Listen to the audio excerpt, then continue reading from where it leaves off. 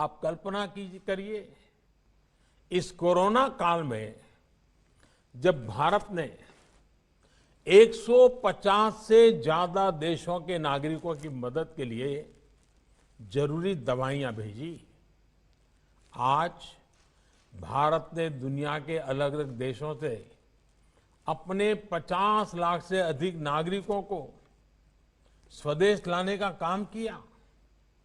जब भारत ने अनेकों देशों के हजारों नागरिकों को सुरक्षित उनके देश भेजा, जब आज भारत खुद कोरोना की वैक्सीन बना रहा है, दुनिया के बड़े बड़े देशों से भी तेज गति से टीकाकरण कर रहा है, जब भारत मानव जीवन की रक्षा को ध्यान में रखते हुए दुनिया भर को वैक्सीन पहुंचा रहा है, दे रहा है, तो हमारे स्वतंत्रता सेनानियों को जहां भी उनकी आत्मा होगी जरूर गर्व महसूस होता होगा। साथियों, इस अभियान को सफल बनाने के लिए अभूतपूर्व प्रयासों की भी जरूरत है।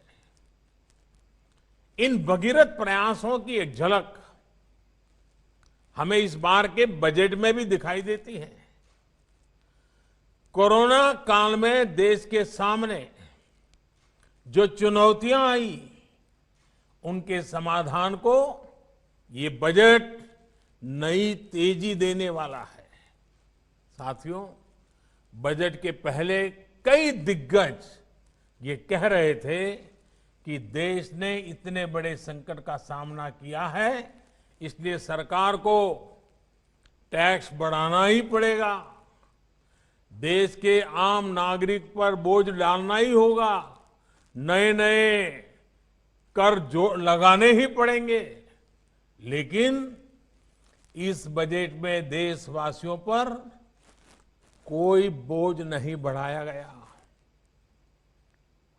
बल्कि देश को तेजी से आगे बढ़ाने के लिए सरकार ने ज्यादा से ज्यादा खर्च करने का फैसला लिया है।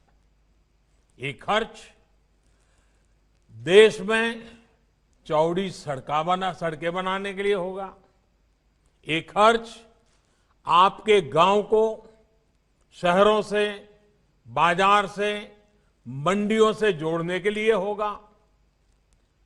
इस खर्च में पुल बनेंगे, रेल की पटरियां बिछेंगी, नई रेल चलेगी, नई बसें भी चलाई जाएगी, शिक्षा, पढ़ाई लिखाई की व्यवस्था अच्छी हो, हमारे युवाओं को ज्यादा अच्छे अवसर मिले, उसके लिए भी बजट में अनेक फैसले लिए गए हैं।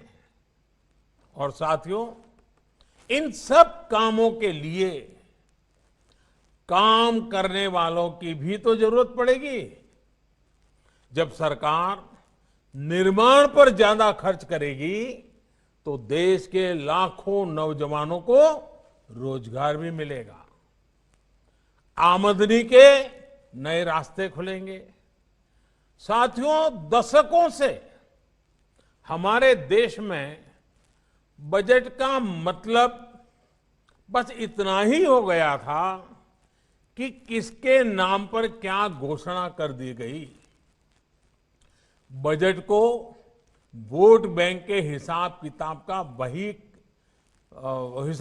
का वही खाता बना दिया गया था।